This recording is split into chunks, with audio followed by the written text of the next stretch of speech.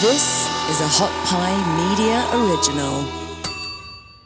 I have some things in common with men. I have some things in common with women, but the only people that I can feel that true sense of like brotherhood, sisterhood, whatever you want to call it, are like specifically other short hair androgynous lesbians who happen to not have decided to become men. Or because I shouldn't say become men because maybe they always were, but like when I say that, I'm talking about like testosterone, because if I took testosterone, that would change me. The people who take testosterone and do all that kind of stuff, then they're changing themselves into something different. And now we're not going to have that. But it's really like, it's a rare breed of us who are these kind of short hair lesbians, and those people are my brothers. Yeah. But everybody else, like there's some distance.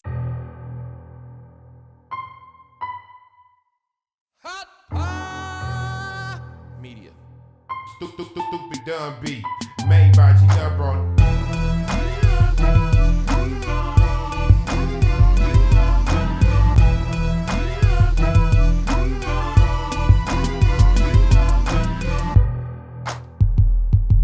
Welcome to the gray area.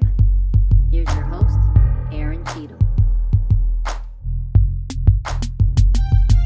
What up, and welcome everybody into the Gray Area Podcast. Wherever you are, wherever you might be, so happy that you are here with me right here on Hot Pie Media. Thank you guys. Off top, I love this saying thank you, you guys. Thank you guys for subscribing, liking, sharing with everybody.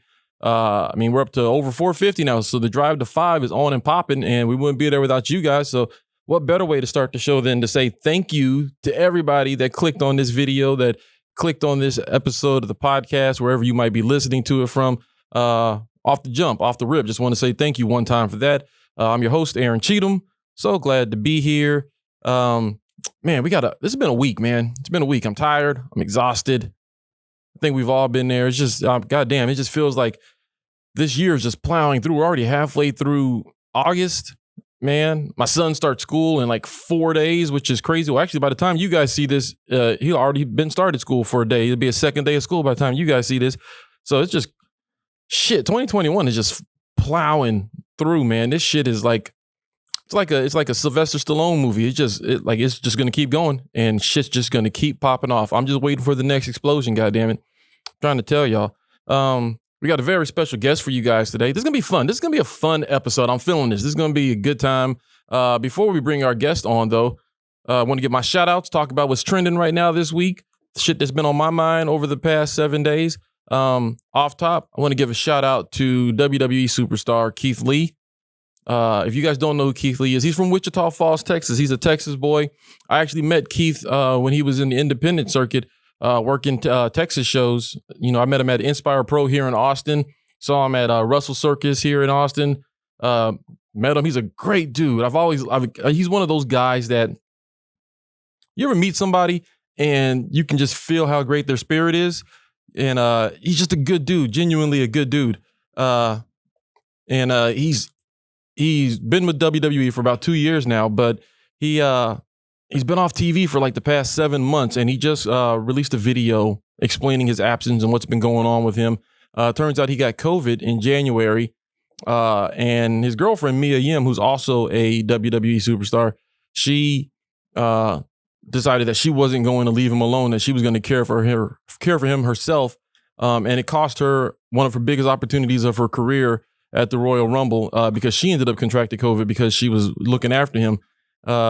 He came back for one match, and then they said something wrong with his blood work, and he explained all this so passionately in this video. If you get the opportunity to check it out, please do. But I tell you what, this dude is an inspiration.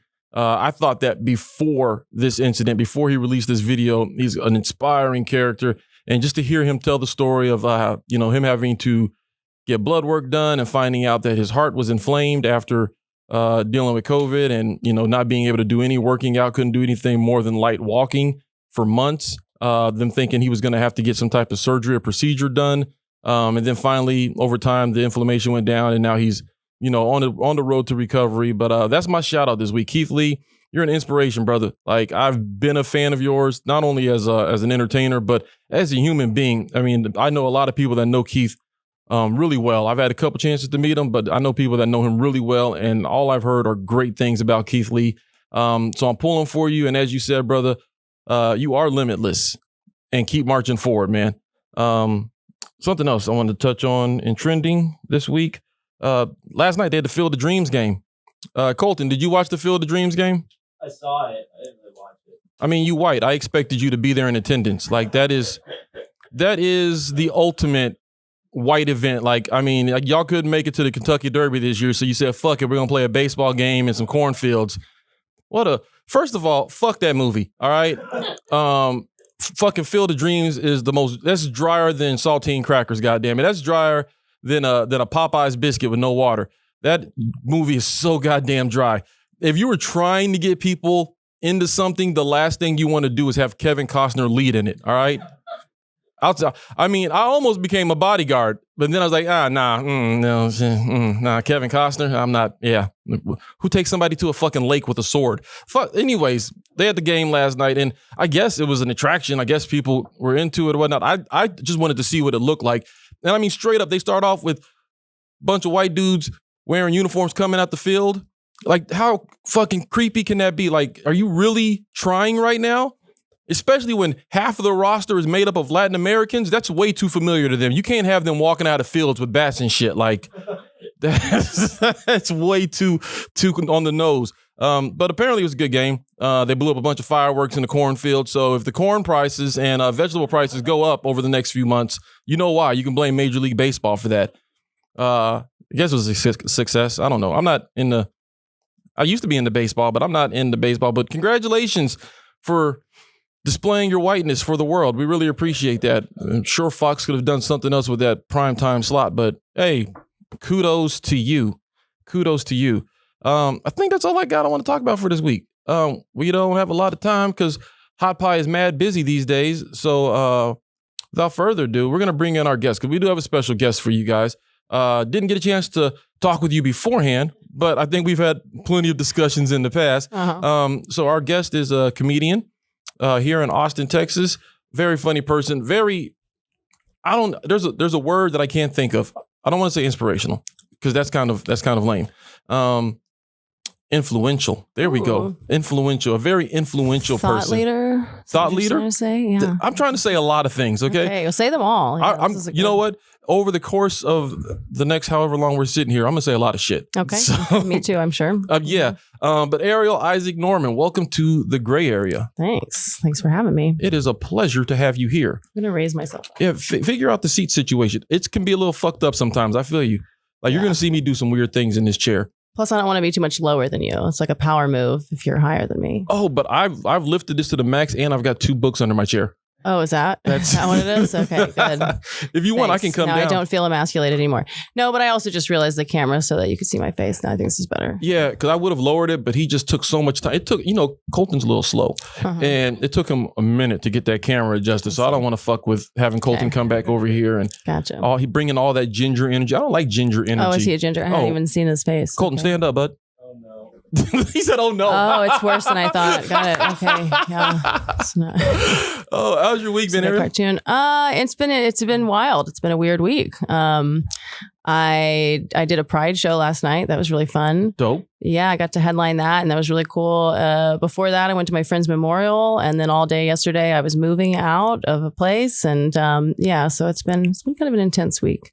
Well, hopefully you can, take a moment of respite here in the Gray Area. Yeah. You're not going to have to physically do anything, but mentally you're going to have to put up with me for a little bit. Okay. One thing we like to do on the show is we like to play a game with our guests when they come on. Oh. Kind of like an icebreaker type deal. You down to play a game? Sure. All right. This week's game on the Gray Area podcast is a game that we love to play called Julian's Got What?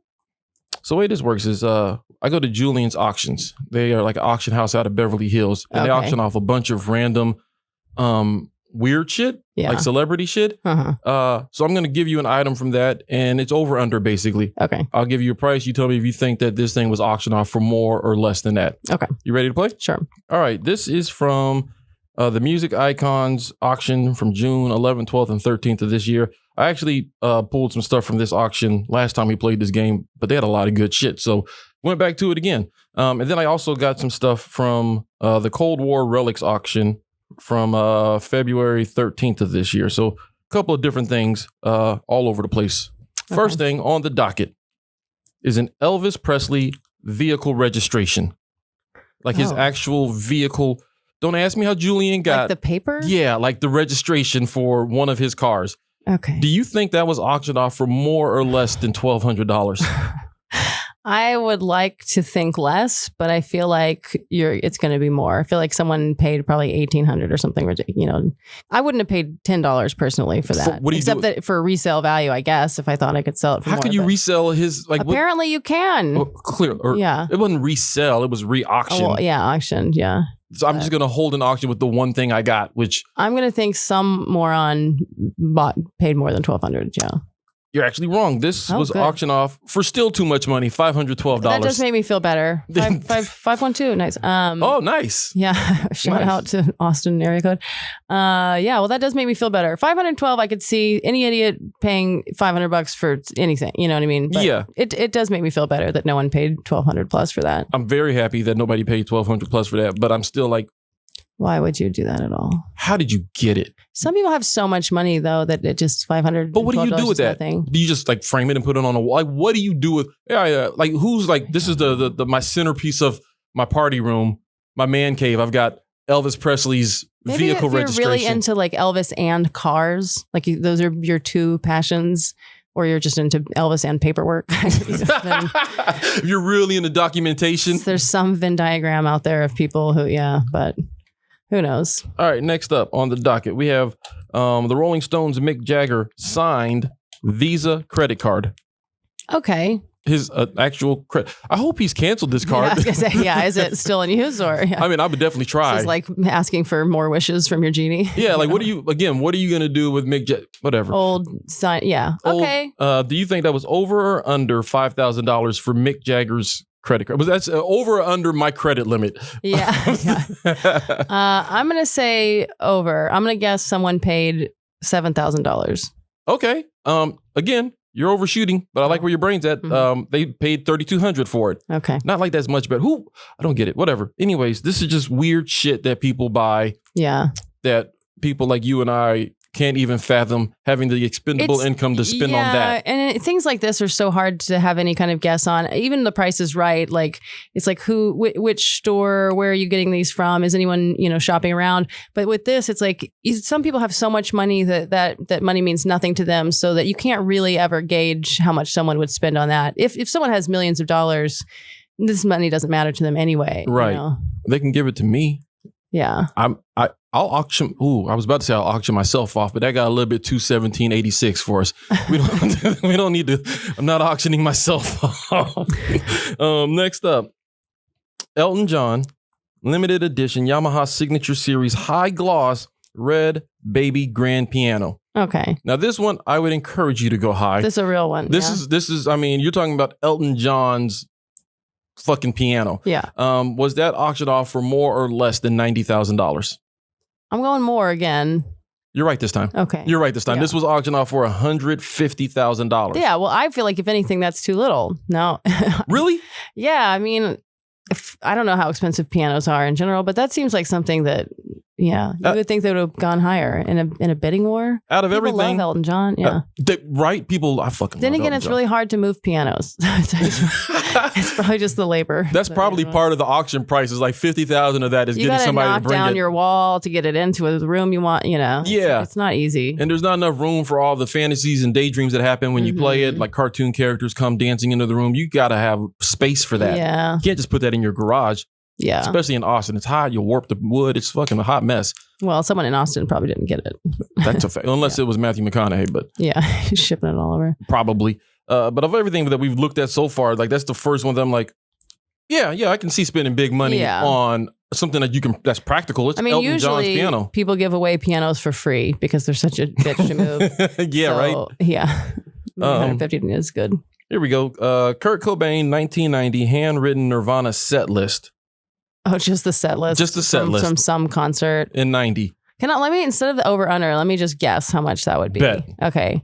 I'm gonna go 19,000. You're really fucking close. Really? Yeah, you're really fucking close. It's 16. All right, nice. Cool. You know what? You haven't, like, the way you think, you're breaking this shit down really well. It's more fun to guess, I think, because if you go over under, I'm just going to do like a psychology thing of whatever I think you would think would be more interesting as an answer. So it's more fun to just guess. Boom. We'll do that. We got a couple left. Okay. Michael Jackson, handwritten lyrics Okay. for Morphine.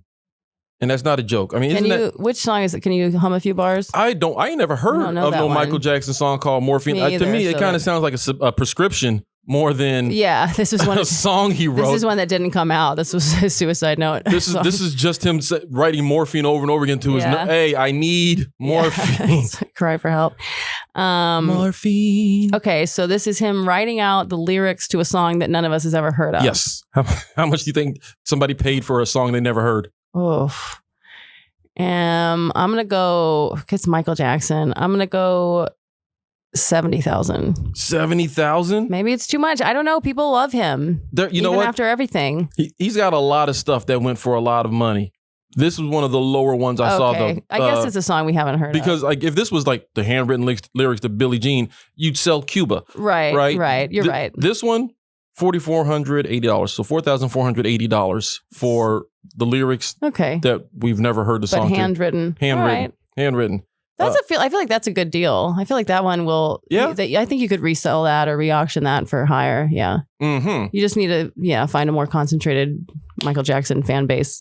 Which there is one out there. Mm-hmm. Like for sure. There are people who probably like him more than ever after that last documentary. I mean, if you believe all that, I tell people the real Michael Jackson died in like 89. We ain't seen the real that's what it is, Mike in like since the Bad album. That was the last time. You're a Michael Jackson 90s and on truther. Yeah, basically, I don't believe that's the same dude. Yeah, the when the black and white video switch out. And I mean, think about it. He was friends with Paul McCartney, and we know Paul McCartney was mysteriously dead for 3 years. So this is some Illuminati shit, maybe. Like he got replaced by. I mean, it's before the internet. You can replace a celebrity with somebody that can move. They didn't and even sound try like that hard. They were just like find a really creepy Caucasian person with a weird nose, and we'll just make maybe they gave someone else. They sent that guy. That right? Yeah, like that white face. You're Michael Jackson now. Yeah, we all thought Michael Jackson had messed his own face up, but it was really just his double who was okay. They didn't let his clone cook long enough. They had to rush in because Mike was about to start talking, and they were like, "Oh, let's get him on ice and let's just rush this other one." They didn't let the pigmentation take hold and everything, and they also didn't let his sexuality mature. So he was out there. Michael Jackson's clone was a pedophile. Mm-hmm. This is sounding very QAnon. Don't you QAnon me in here, okay? You're the one being like, there's clones who are pedophiles, which is what the QAnon people also believe, yeah, okay, a little bit, but then they went hard left. All right, I'm keeping it right down the middle, and everything I'm saying is based in facts. We're not going to get into it, but I've got everything. So Michael Jackson. Okay, I'm gonna. I have video and audio evidence. Michael Jackson's not real. That's not that Peter Pan motherfucker was not the real Michael Jackson. I love that. I hope so. I hope you're right because it's pretty upsetting. Because the real Michael Jackson, he was like knocking down like Brooke Shields and shit. He was getting real women. Why would he then go from Brooke Shields to fucking Macaulay Culkin? Well, maybe the Brooke Shields thing was like a beard. You know what I mean? Maybe you're like, because of course he could. So that way you show people, oh, of course I'm not a little pedophile. Yeah. By so why would I? That's your Michael Jackson voice? Yeah. Well, the fake Michael Jackson voice. Yes, not the real Michael Jackson voice. Not the real one, but that's my impersonation of the pedophile fake. Yeah, so that's the idea is that you have sex with the hot women so that no one would ever think that. But some people, I think we always think of pedophiles as people who only are attracted to children, but a lot of them are attracted to both children and adults. So they're bi? Yeah, by age. By age, sexuality, fluid or whatever. Yeah, I think so. I think a lot of them are, and that sometimes some of them aren't. Some of them really are only attracted to kids, and like their life is even more horrific. But for a lot of people, I think the pedophilia part is more compulsive. So they're attracted to both, but there's this it's like a compulsive, obsessive compulsive kind of thing toward the kids. So that can be different. I mean, it's complicated. There's all kinds of different pedophile sexualities out there, just like with non-pedophile sexualities. It's all okay. So there's a whole spectrum of pedophilia. Yeah. Okay. Well, the real Mike was way over here on the good side. Well, he was a child. The real Mike was a child, so he wasn't a pedophile yet. And then they switched him out right at that age. Right at a prime pedophilia age. It's like, now it's time to pull the trigger on this Mike Sapetti. Yeah. Got you. Here we go. We got like 3 left. Okay. Janet Jackson worn flip-flops. How worn? Are they cute flip flops or were Right. they like? It just says flip-flops. So I'm assuming they're just some flip-flops that Janet Jackson put on her feet once or twice. Okay. Yeah. Okay. Okay, we're gonna go 30,000. $512. 512 again. Yeah, $512 That's a again. popular number. I think that's probably like the lowest that you can do. Oh, okay. Yeah, so basically it was almost free for a millionaire. Yeah. Yeah. Okay, 512. I mean, yeah. Wow. Do you wear those? Like if you, let's say you came, by chance, came across some Janet Jackson worn flip-flops, would you then wear those flip-flops yourself or would they just chill somewhere? Unless I'm selling them, I'm going to wear them because I don't like flip-flops are not a fun thing to display in my opinion. I'm not big into like having a bunch of knickknacks around anyway. Right. So to me, I'm like, the cool thing is to wear them. That's more fun. That's a conversation piece. Hopefully they're cool looking, but yeah, it's more fun to be like, these are Janet Jackson's flip-flops. It's just some random black plain tight. flip-flops. Yeah, but that's tight to like, but yeah, especially if they are random and plain, like you're gonna have some like stupid looking flip-flops like mounted on your wall. Like that seems absurd. To wear them is, yeah, especially 512, like that's why you're gonna pay for them is like that you get to wear her flip-flops. Yeah. Otherwise for it's not worth it. 512, I'm definitely wearing Janet. Yeah. If I look, there's not gonna have a good resell. you could sell me a Janet Jackson bra for $512. I'm gonna wear the fuck out of it. Yeah. Yeah, I will wear the fuck out of that shit There you go. on my head. I didn't know if you meant for your balls or what. No, they're not there yet. Give me about 2 years and they'll definitely be D cups. Real talk. Yeah. Last three. And these are coming from the Cold War Relics auction. Okay. This is a Che Guevara handwritten journal. Okay. Now this is real money. Yeah, this is real money. Not fake money. I mean, to me, are we? Then again, the kind of people who might buy that might not be the richest. Let's go 69,000. 69,000. Yeah, the people that are buying this probably have written, or they've written thorough documents on why Michael Jackson died in the 80s. Or maybe this is like a museum or something that wants it. Possibly. That's probably, there you go. It was auctioned off for $16,000. Oh, okay. All right. It's still real money. money. I think that's a steal. Yeah. A Soviet KGB spy ring with hidden camera. Ooh. I kind of want this. That. I kind of want this. Want that. I didn't know this was an option on rings because I would totally have had a camera in my ring. Yeah, I mean, it's definitely an option if you can afford it. They have tiny cameras, but that's a cool one. Like, do you know what era it was from? The Cold War, so the 80s. Cool. Okay. Ooh, yeah. I wonder how good that camera is, but that's like historical memorabilia. I'm gonna go 90,000. 15,000. Okay, well, 625. This auction house is like just giving things away. Who are you? Well, I mean, they stole it all anyway, so it's whatever. Okay. Maybe they're all fakes too. Here we go. Start answering as if I think they're fakes. Answer that way. Okay. So, do you think how much would you pay for a fake Soviet KGB spy suicide tooth? This is to if you get captured, then there's poison in it to kill yourself. Okay. Or if you're on the gray area and you're like, why did I come here? And you just pop the tooth and kill yourself. Easier than driving home. That's cool. But if the last one was 15,000, I'm gonna go, I guess, 12,000.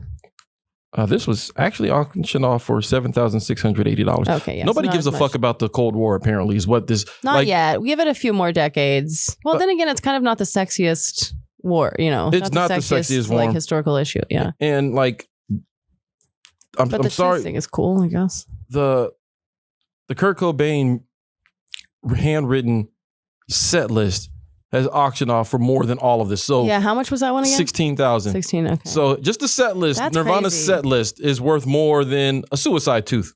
Yeah. Like, that is nuts to me. You could get 2 teeth and still not have his... Yeah, wow. And still not have his goddamn set list. All right, this is the last one. Soviet KGB prison bed. It's a bed from their prison. It's like, that's just annoying. Like the ring and the tooth are cute. You could like display them on the bed. You got to do something with that. Smell it. It That's probably annoying. stinks. Yeah. Like who even wants that? So I'm going to say maybe someone paid 11,000 for that. 512. So 512 would be great. So this is why we don't have money, because we don't know the worth of anything. This was auctioned for $1,920. Oh, good. I'm glad it was even less then. The tooth, you could get 6 beds or 1 tooth. That's. I think I'd go with the tooth over the 6 beds. I'm gonna go with the tooth too. Yeah, the beds are annoying. Super. I just figured someone might want that. What would you do? Like donate them to like a children's hospital? Like, what do you do with?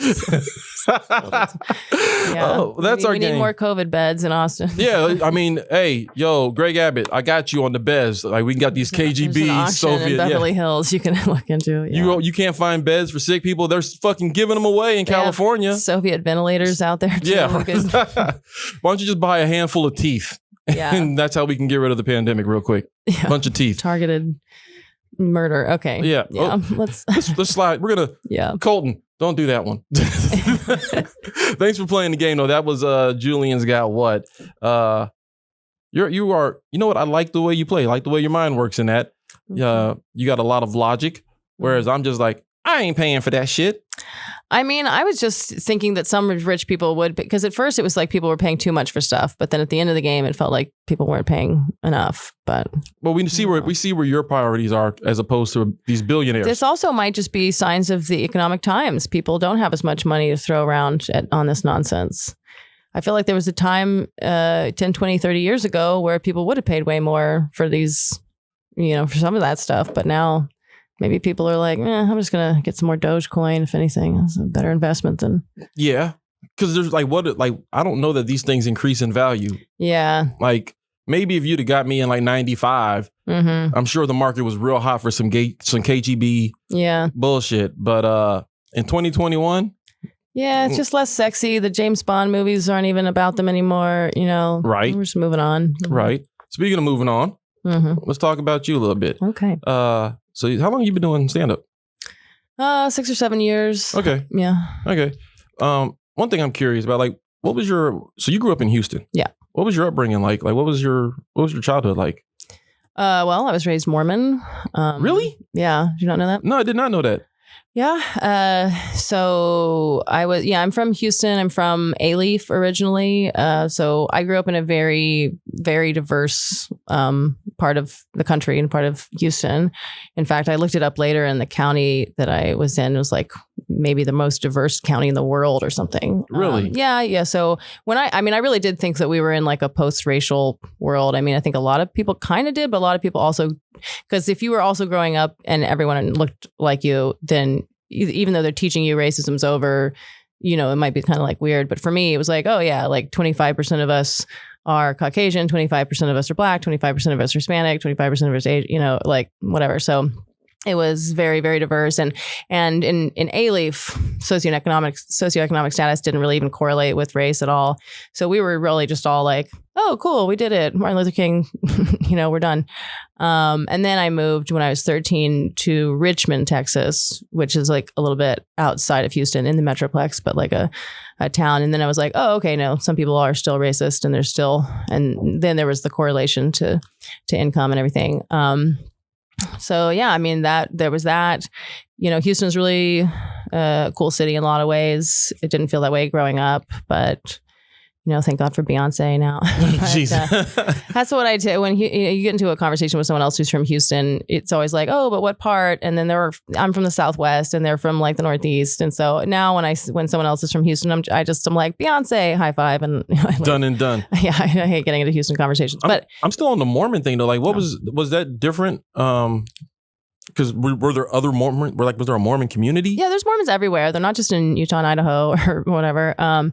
There's plenty. I mean, I went to church every Sunday with probably 150 to 200 people. Like at that point, then they split you up again, and so yeah, there were plenty of Mormons around. There were a few Mormons in my school as well.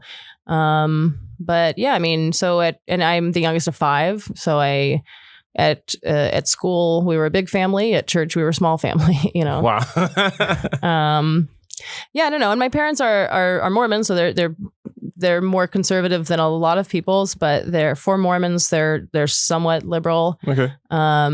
So yeah, I don't know. I was always like a devil's advocate kind of person. So at church, I'm always kind of like defending like non-Mormon thought, and then at school I was always defending Mormon stuff, and so I grew up very like between worlds and like knowing and just navigating and understanding and empathizing with all kinds of different worldviews. And yeah, I just think I had a very broad-minded childhood. When you moved to Richmond, did you feel like an outsider? Did you feel like the odd kid out? Yeah. I mean, because for one thing, everyone in Richmond at school and church just seemed very sheltered to me compared to growing up in Houston.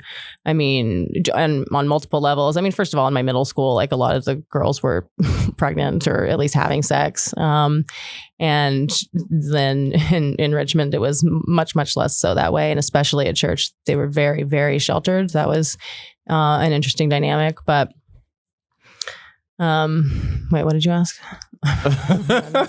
We'll move on.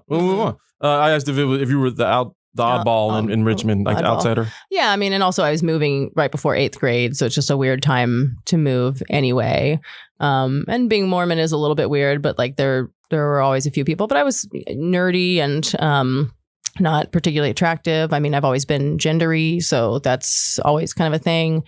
Gendery? Is that now an that's adjective? What I say. I make up a lot of words. Okay. I play with language, but yeah, gendery, because at the time, you know, we all thought of gender and sexuality as basically the same or like nearly overlapping. That's how you figure out if someone's gay, or how we used to is, you know, you just look at gender stuff, like how do they dress, what are the activities that they like to do, you know. So if you're a girl that likes to play baseball, then you got to be gay or something. Usually basketball was. That is a key giveaway. I mean, 98% of the basketball team in my high school were lesbians, and in fact, when I came out, like kind of right before my senior year, I kind of came out, and so people were aware of it, and like all the girls on the basketball team suddenly they were like, oh, there's a white girl who's a lesbian. Like, you want to come shoot some hoops? Yeah, I mean, I wish I should have, but. Yeah, so I've always been kind of an odd person out in my whole life, but it was just one more flavor of it. When you came out, like, how'd your family react? Did they already kind of have an idea? Yeah, I mean, my parents had been asking me for what I had lied to them a number of times, you know, when they would be like, okay, well, we're just concerned that you might be struggling with same-sex attraction, whatever. And I struggling with it. Yeah, that's how they want you to say it if you're LDS, Latter-day Saint. So I I was just trying to put it off because I didn't want to have that conversation with them. So I didn't have that conversation with them until I was in college.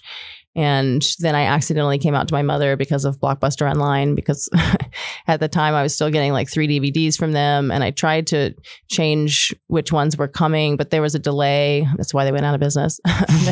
They couldn't get the lag figured out. And so I was trying to make sure no R-rated movies would come in because my Mormon parents wouldn't be okay with that. But then the L word also did. And make a long story short, essentially my mom saw that. That's like why I had to come out to my mom, is that I got the L word in the mail.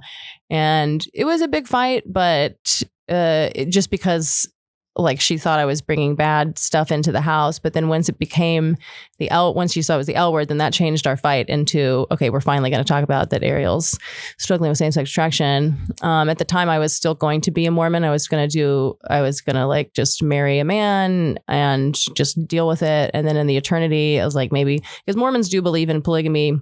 They just can't practice it here on earth, but there's all kinds of polygamy that's going to happen in the afterlife, where they even can get sealed to multiple men can get sealed to multiple women for eternity on earth. If their wife dies, then they can marry another woman. And then so that they're already spiritually practicing polygamy in their minds, because in their minds, then they're going to have that wife and the both of those wives in the afterlife. So there is all kinds of polygamy in the theology of Mormonism still. I thought they just lived, like, I legit thought Mormons just lived on compounds with a bunch of sister wives. No, you can't watch too much TV. If you practice polygamy now, the LDS Church will, what do you call it? Disown you, excommunicate you. They'll excommunicate you. There are fundamentalist sects who are doing their own thing, and they have the compounds and stuff. And they might still be doing that and the creepy kind of stuff with the 13-year-olds and whatnot. But the main LDS Church does not practice polygamy legally on earth. They just still believe in it for the afterlife. So that was kind of my plan. This was like, I'll just find a dude who's okay with me, who thinks it's hot that I'm gay, and I'll just get him to shave his underarms or whatever I need. And then we'll just like pick hot wives out together in the afterlife or however it'll work. That was my hope. So I didn't tell my parents that whole plan, but I just was like, well, I still believe that the church is true. Or at the time, it was also like, I was more like afraid that it was true. And this is your eternity we're talking about. I mean, when you really believe that, that it's your eternity on the line, then who cares what happens in this like 80 years? Right. It's not worth the hot lesbian sex if you're going to not get to go to the good part of heaven. So the VIP section of heaven, the VIP section, it's like roped off. So I was able to kind of come out to them in stages of like, at first it was like, I'm gay, but I'm still going to be Mormon. And then it was a year or so later, I had finally like read enough books and things that I could be like, okay, this is a human institution and it's not true. And so then I could come out to them like, I'm not a Mormon anymore. So yeah, I'm going to be gay.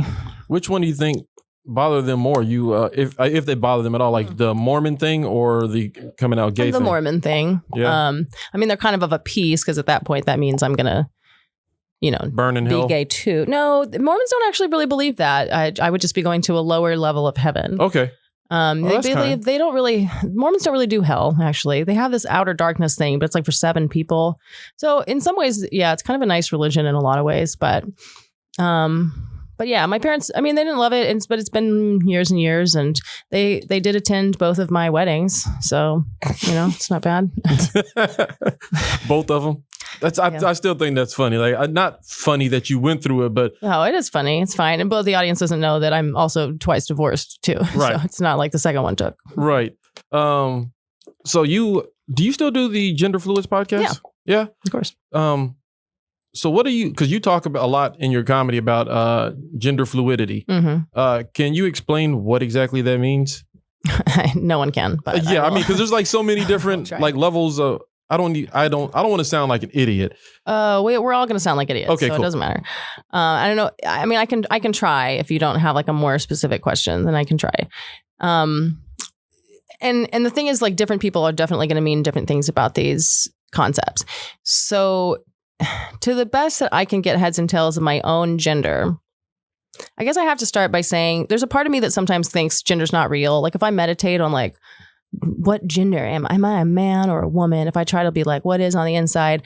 I just go blank. I don't know what anyone's talking about. Like this strong sense of like, I'm a man or I'm a woman. I don't have a strong sense of that. And when I ask like audiences, I'm like, clap if you really feel like I'm a man or I'm a woman. It's usually something like 50% of people are like, yeah, of course. And then there's 50% of people, many of whom don't seem queer at all. 50% of the people in the audience going like, I don't know what. Yeah, I don't really have that feeling. And maybe there's not everyone participate. I mean, who knows what all is going on in an audience poll like that. But so in that sense, like it is confusing to me. And so I just don't know if that's me being special and different, or if like, do you feel like a man? Mostly. Yeah. Mostly. Yeah. Mostly. So but what does that mean to you? Like, but being a man? Yeah. Well, first thing comes to mind, I got a dick, so I'm a man. Right. Like that's the thing. I feel female for sure because I have a period and a vagina and everything like that. Now, sometimes my periods will be weak or like go away for a while. Like I think I have a stronger jawline. I seem to have certain characteristics that maybe I got a little bit more testosterone in utero. So already there is a spectruminess to the characteristics of our sexes. So that some of this stuff might be really genetic in that way.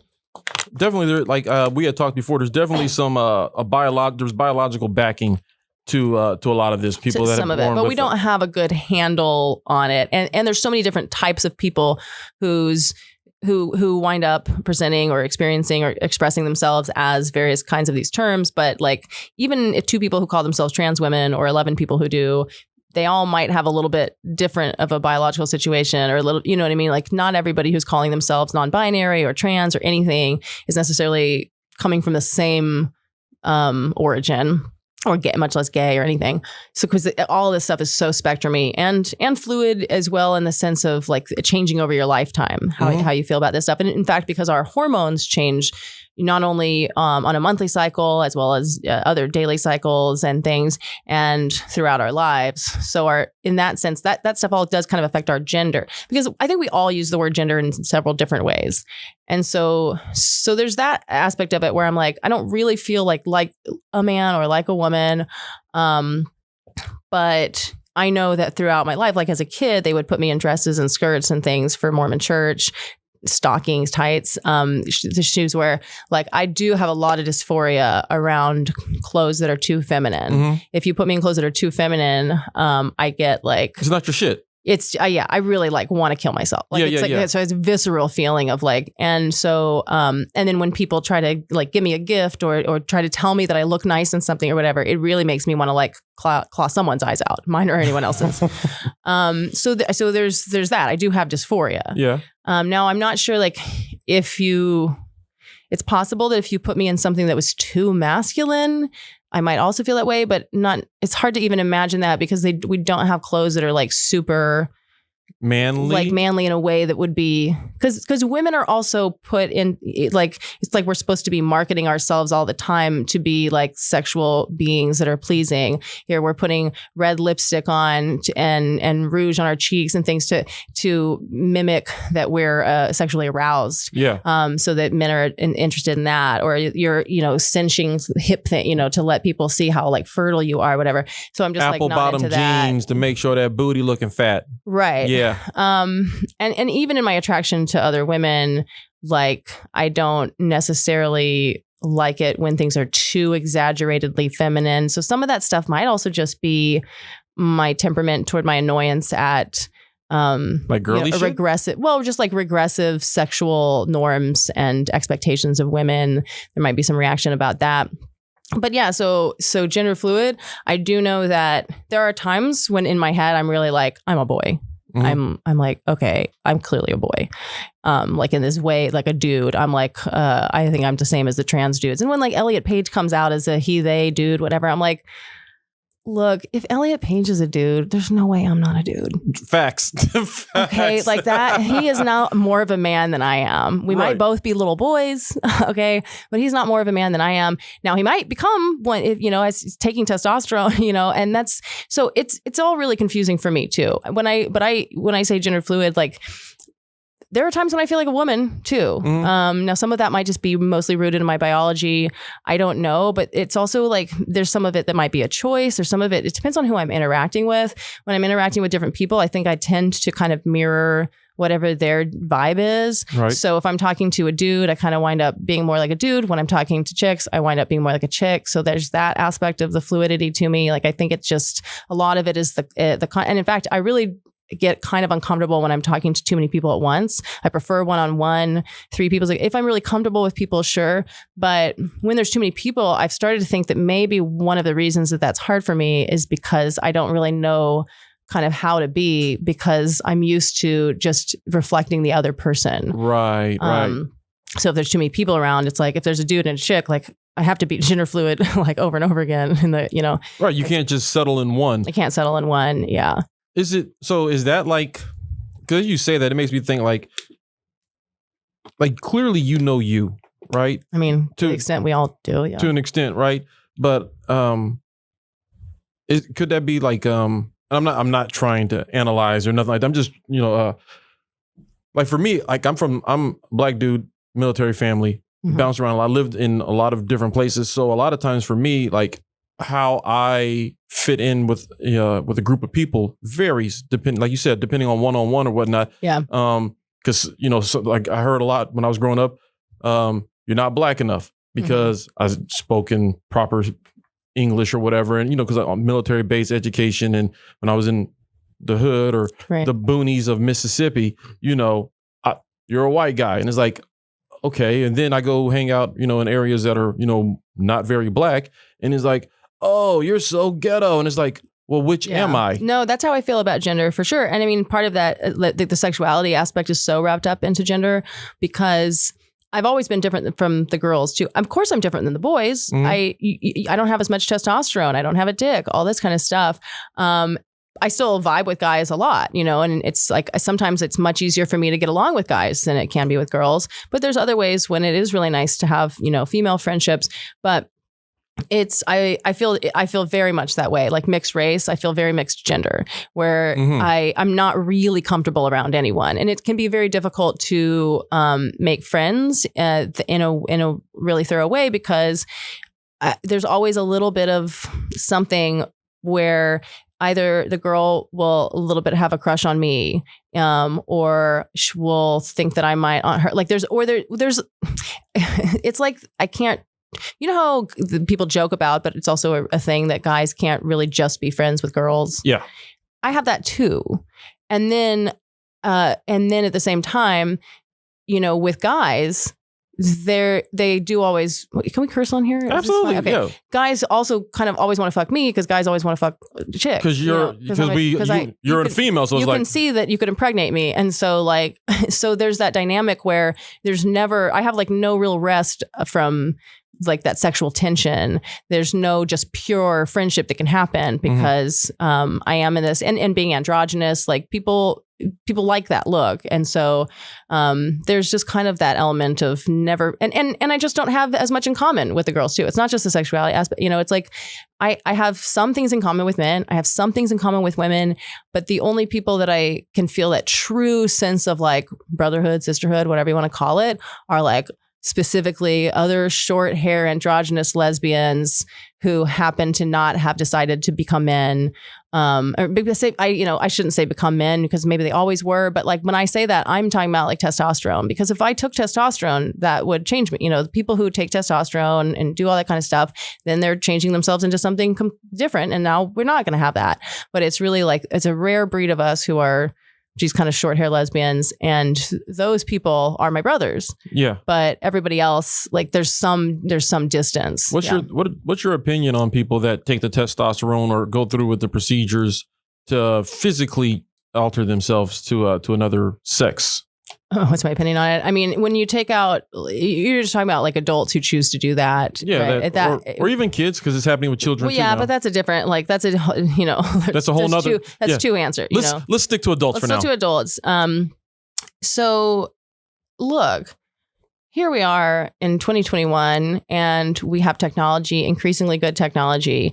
And if people want to play around with that, look, yeah, the people want to say trans people are around forever. Gender variation has certainly been around forever, but people didn't always have access to, HRT options or surgical options, and people figured out ways to do it. Cultures would have ways to incorporate gender diversity, and in fact, a lot of cultures would have 3, 4, or 5 genders. So that you could, and ways to socially, maneuver those kinds of things. And so now we have all these options, and yeah, it's tempting to me. Like, I think it'd be fun to take testosterone, to be confident, energetic, and warm. That would be nice. And to fight dudes randomly in bars over bullshit. I mean, yeah, you might wind up doing that. You might also wind up becoming a pedophile, so, testosterone is a dangerous thing. And so I don't want to go bald. I mean, there's things like the cost benefit. To me, it's very cost benefit analysis. And we get hair on our palms of our hands. Yeah, I'm not really interested. I have enough hair already. I like androgyny. And so it's not, and a lot, but see, for a lot of people, if they feel as medium-ish in their, or dude-like in their brains as I do, but they have big boobs, or they're 5'1", or as Ellie Pages, there things like that. It's like, well, yeah, I could see how, because you got more to prove than I do. Like, I already have the jawline. I already have I have so much androgynous privilege. I'm 5'8", which is like the most androgynous height that you could be. Mm-hmm. So for me, I'm like, I don't feel the need. I don't feel like, I do have some dysphoria. I don't love my boobs, but I'm learning to be okay with them. Like, women like them. That's the thing. Like, women, who likes them? Lesbians. Yeah. So I learn to be comfortable with them, and I'm developing a better and better relationship, but it has been a journey.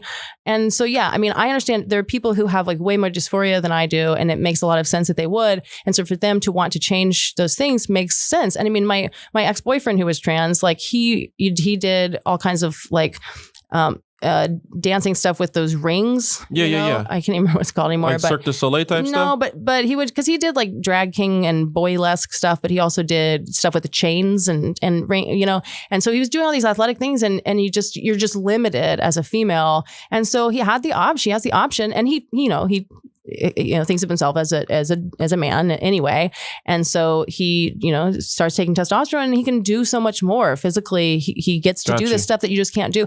And so look, that's an option for people. And I think that's great. I think it's, there are people who really, really experience so much dysphoria, and that this stuff is really helpful for them. I think that it's cool. I think it's a lot of these people, they're really kind of using themselves as guinea pigs. We don't have a lot of data on the long-term effects of things. We're learning a lot from them. So it's kind of, we all owe them a lot of things. It could be that in a few years, we're all going to be changing our genders all the time because we can, because technology keeps improving, because we're learning from this stuff, and we all get to see what it feels like to kind of be a man or kind of be a woman or whatever. We're in a brave new world. I mean, I shouldn't say brave. We're in a fun new world of this. Now, I have a detransition friend. I know, I'm acquainted with a number of people who have a lot of real regrets. Detransition is somebody that like went back? Yeah. Okay. So she was she to he to she, and it took testosterone for a while and then stopped. And in fact, I joke about it in my act, but it was after she met me. She was, when we met, she was a dude, and she and I were like riding together, and we were, joking around all the time. We both have like dark sense of humor. So I would tease her about it, because she wasn't getting women. She wasn't being able to, like, no one was attracted, because as I say in my act, it's just really hard to get laid as a 5'3" man. And when you present, it's like people are giving you all the thumbs up on Instagram for your abs and arm muscles, but no one was dating her as a dude. And so she, seeing me and seeing like, oh, androgyny, like you could be androgynous but not necessarily be like, I'm a man and I have to be on testosterone, and that could work for her. So she stopped taking the testosterone, and she turned her Tinder back to girl for girl, and then all of a sudden the women were matching again. And in fact, she very quickly she had like 3 women. She had to choose which one to date. They all wanted to be with her, and now she's engaged to one of them.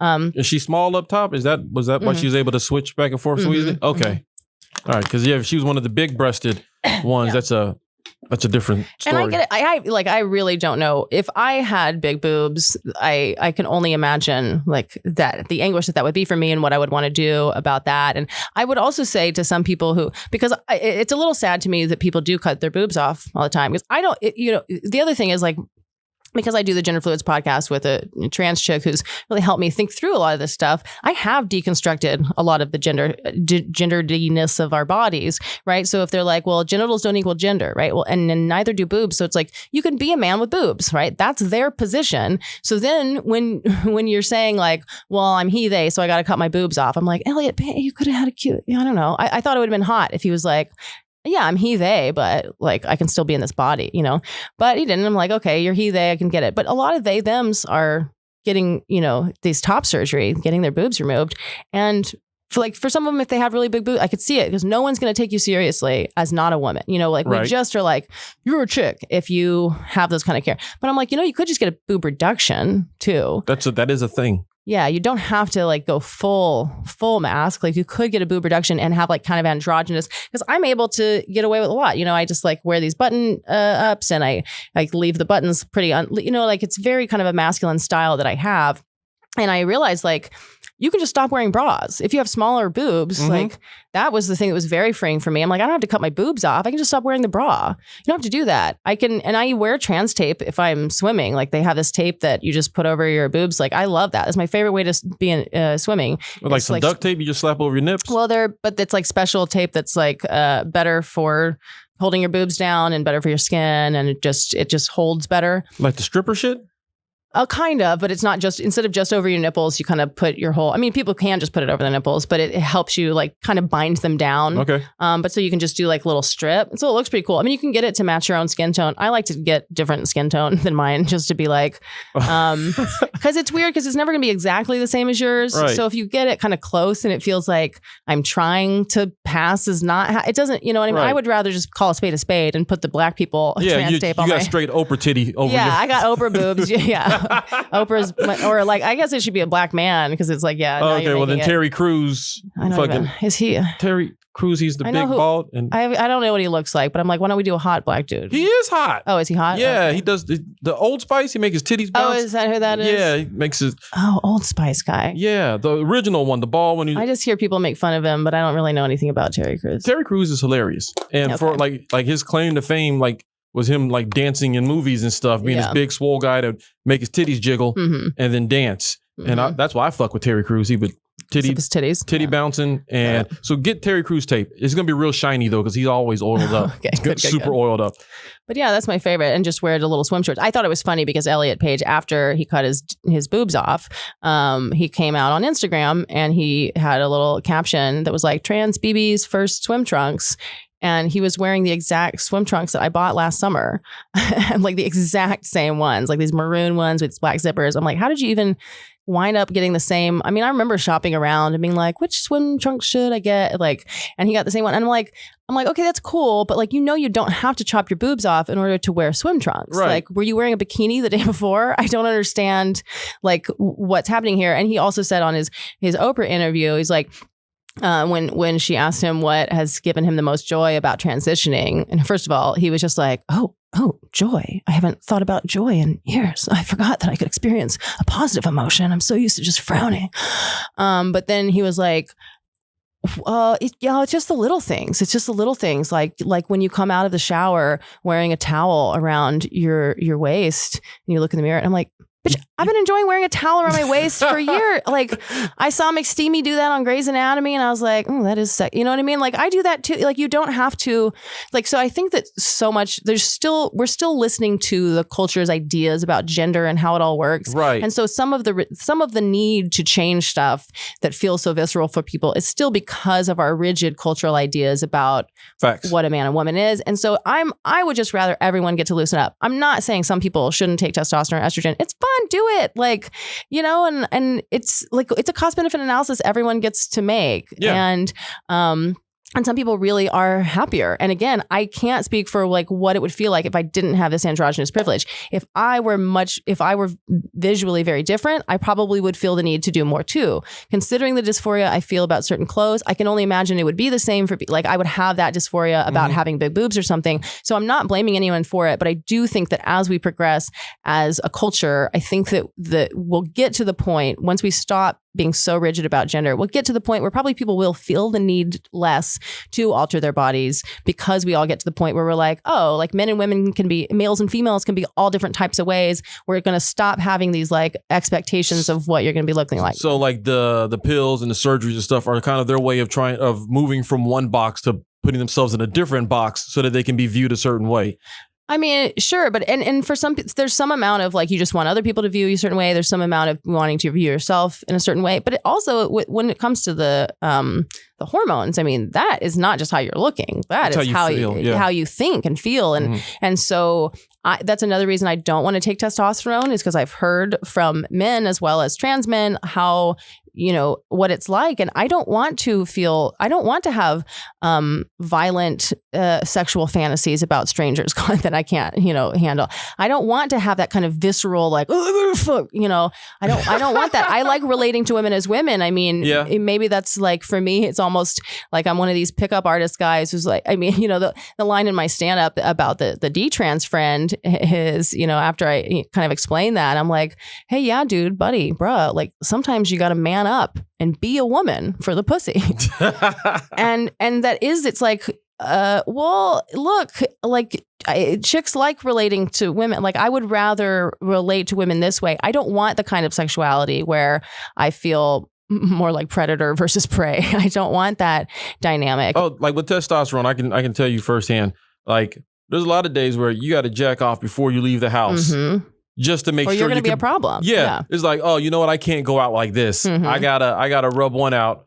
Otherwise, bad decisions will be made. Right. Yeah. Like just so I can be normal or cool, just so I can hang out with the company I know I'm going to be hanging out with. Right. I'm going to need to rub one out. See, I would recommend to a lot of penis people, whether they're trans women or not. I would really recommend, chopping your balls off or taking testosterone blockers. A lot of people are plagued by like a little too much testosterone. I mean, and a lot of men do take testosterone blockers at some point because they don't want to go bald.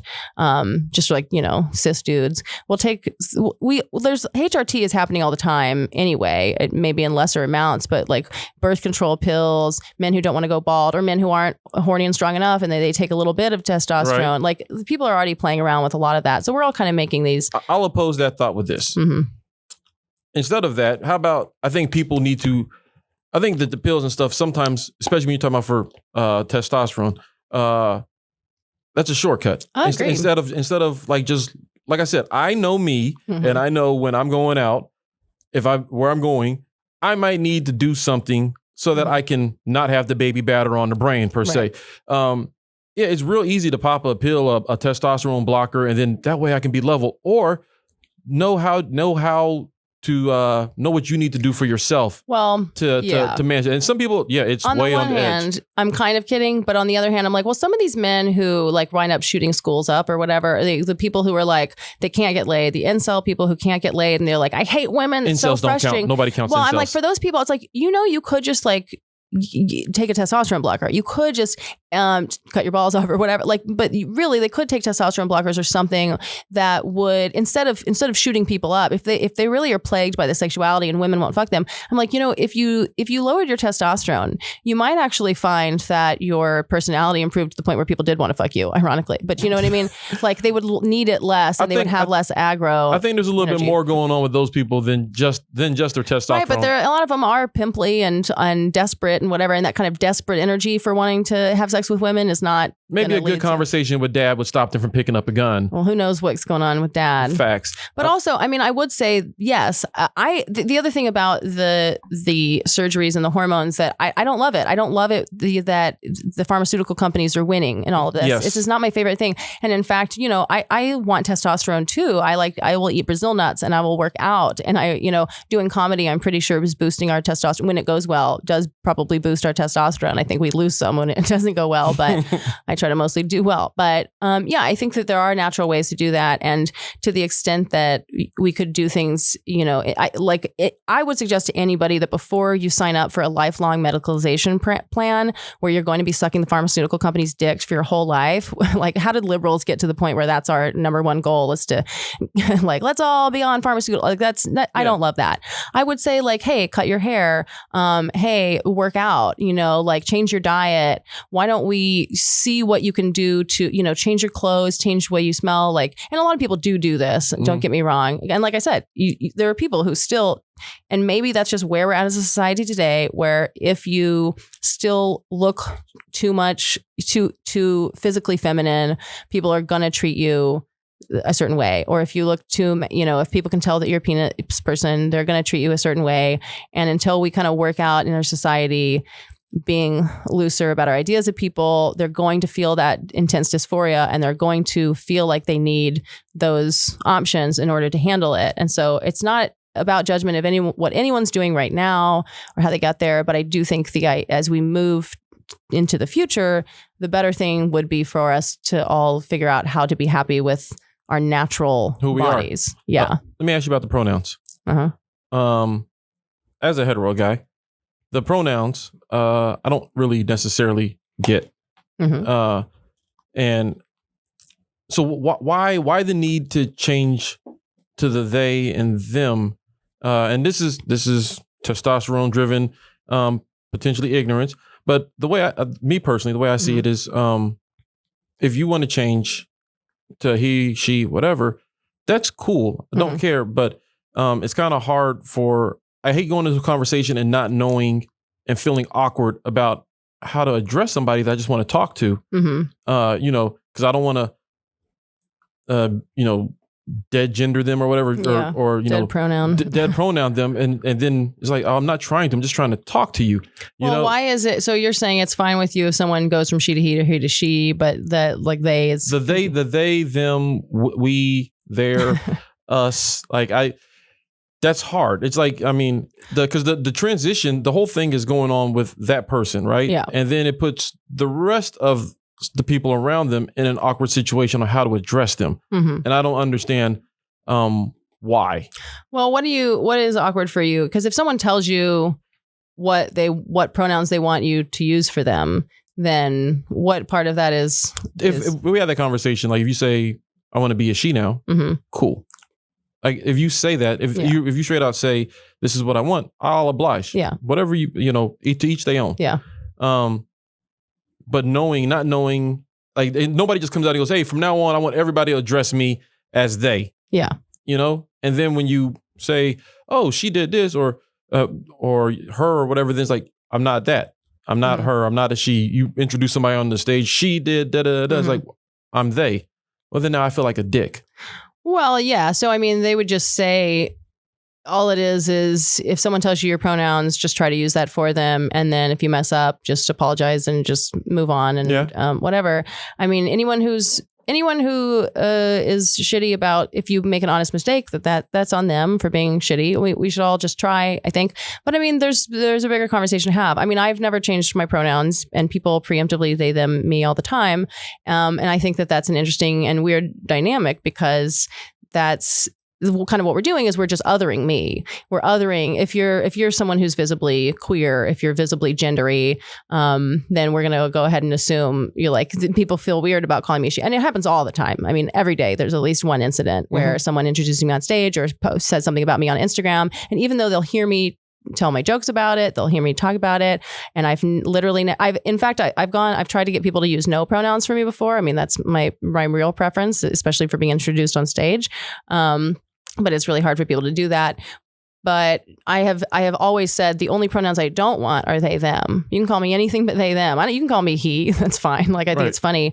Because I think we can use language loosely where you're talking to someone and you're like, girl, you this or that.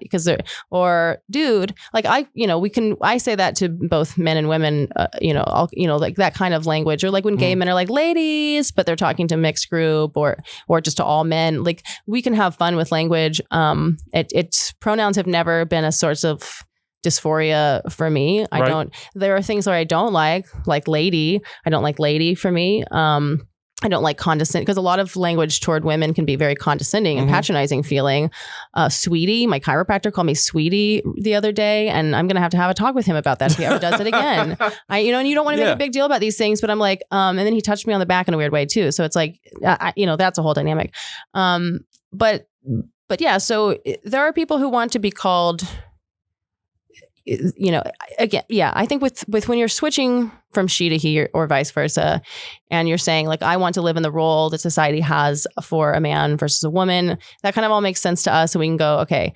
But with the non-binary situation, people who want to be called they, them, it does put us all into an interesting place with that, because essentially, and even with the switching genders, essentially what people are asking us to do is subscribe to their gender ideology. And I don't think that's really fair, because we've never had a vote. We don't have a lot of consensus, and it does feel like, okay, all of a sudden the rules are just that you use this language, and people say it's just a nice thing to do, but it's like, no, but you are actually subscribing to an ideology by calling them that. And in fact, if you read an article where you say so and so was accused of rape, for instance, she blah blah blah, well, now we have an interesting kind of dynamic going on. And in fact, and so that could be kind of clouding the judgment, because that changes things. And that's an extreme example. But even when I was doing like a Clubhouse show a while ago, and I remember just bringing up, my friend, she like feels like she's attracted to so many different kinds of people, and she could be attracted to anyone, and she can just find something to be attracted about, whereas I have this narrow range. Well, when people are trying to respond to that, well, she's a trans chick. And so to me, I'm like, well, that is an important piece of the information when we're talking about sexuality in particular, even though she's been on testosterone blockers and estrogen for a while, there's still maybe the residual effects, but it's also just even your psychology of having experienced the world for so long with all that testosterone. You know, people with a lot of testosterone are more attracted to more people. And in fact, when trans boys take testosterone, a lot of times they wind up becoming bisexual. You know, people are just hornier. The thing about testosterone is it really does make you stronger and hornier. And like, that's kind of simplistic, but it's also clearly true. And so I think that sometimes things can be lost where I'm like, I'm not sure that we've really fully explored. Everyone's just like, it's just the nice thing to do. I'm like, no, if someone tells you what name they want to be called. Right. Yeah. Everyone should get to choose what their name is at some point, you know, like you can change it whether for gender reasons or not. We should, you know, now I think we should also make fun of people when they pick stupid names. I want to be called Tank. Yeah. You know what I mean? We should also, if someone, you know, their name was Forrest and now they're transitioning and they're going to go by Angelica, but they're like, it doesn't make sense. You know what I mean? Something where you're like, well, where'd you get the name from? I don't know. You know what I mean? We should still be able to have a little bit of making fun of people when they're being weird. But yeah, with your name, sure. But when it comes to pronouns, it is an interesting thing because and I still do it. I use the pronouns that people want me to for the most part. Right. Because for some, there is a dynamic too with pronouns where, you know, they're not necessarily even coming up when the person's in the room. It's usually because you're usually talking to them and saying their name, and so it's them telling us how to talk about them when they're not around. Right. Which is an interesting name. I mean, there's a non-binary comic here in town that I don't really respect the idea of their non-binariness. I'm saying there now because I don't want to say which gender they were or whatever. But there is that dynamic to it where you start to become cynical, where you're like, well, you're trying to get on the queer shows, you know, you're trying to get some kind of benefit for this. Whereas, I mean, I guess I'm going to reveal their genitals, but and indirectly, but. This person has a joke that I find completely misogynistic and then wants to be called. Sorry. Don't die on me. Don't come to the gray area and die. There's like dust in this room. It's not dust.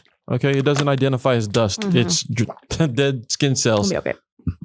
But yeah, so this person who I used to know as a man now wants to be called they, them, and seen as like non-binary. And it's like, dude, I promise I'm not crying.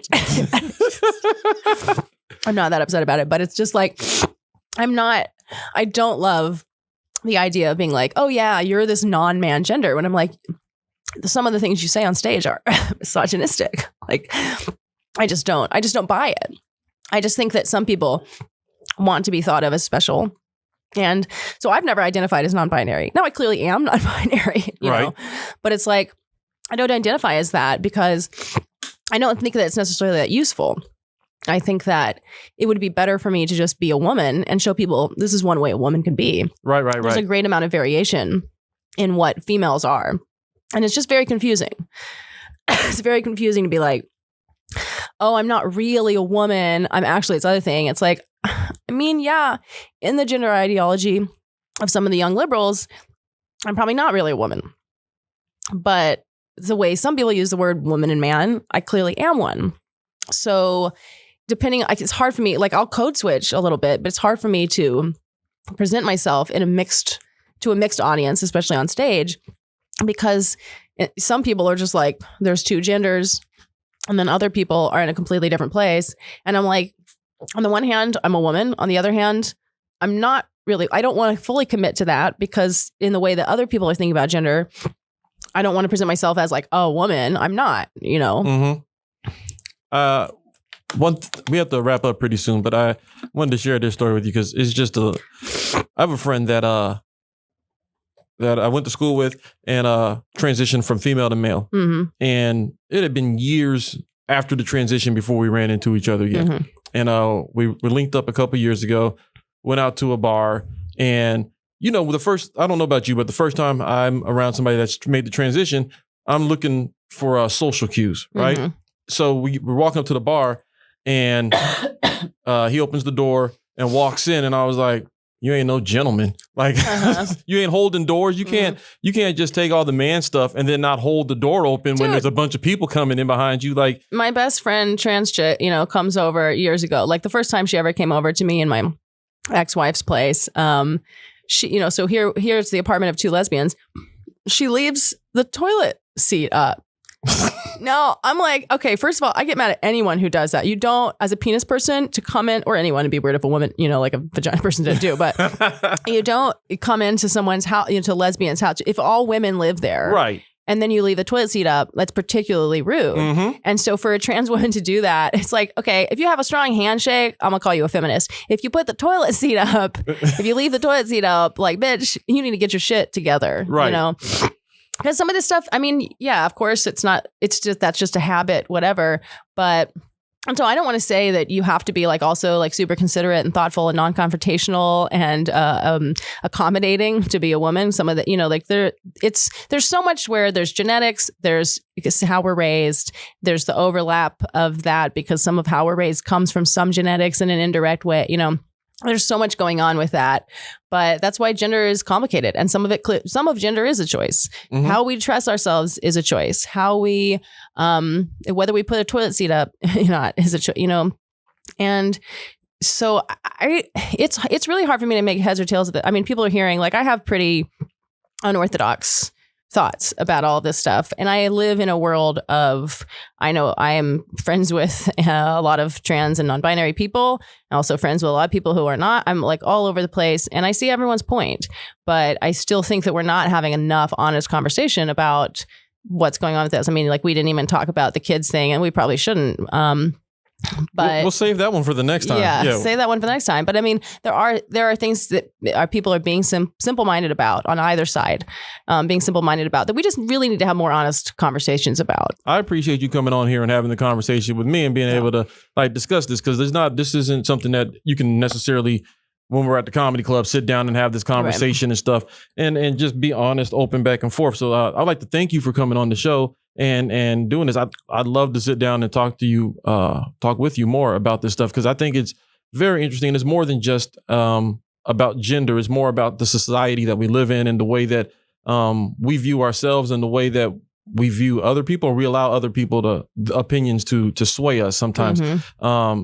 I love this conversation, and we could talk about this for a long time, but the Suits is walking in looking at us crazy right now. I should have you on my Wrong Questions Only podcast. Let's do it, because I have a ton of wrong questions that I didn't ask right now. But all of this was very insightful, and I hope that the people at home, that you took something from this conversation and it spurs you to go on and have conversations with other people in your life. Arielle, can you tell the people where they can find you?